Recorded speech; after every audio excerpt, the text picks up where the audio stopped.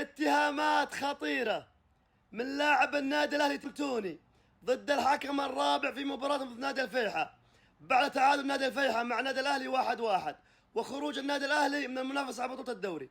يقول لك الحكم الرابع قال لنا ركزوا على سوية. بيض الله وجه الحكم، يبغى يدعم ممثل الوطن. لا بعيد عن الضحك، إذا قالها صدق والله يعاقب بكل صراحة. وجالين ولعب النادي الأهلي مغرد تغريدة في تويتر يقول لك يبغون يخرجونا من الدوري علشان يعطونه نادي معين، قصده النصر. وين لجنة الانضباط؟ نفيز يشكك، جالينو يشكك، توني يشكك.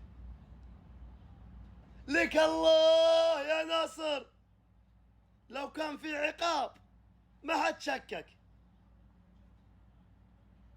الوضع خطير يا اخوان، والله خطير الوضع.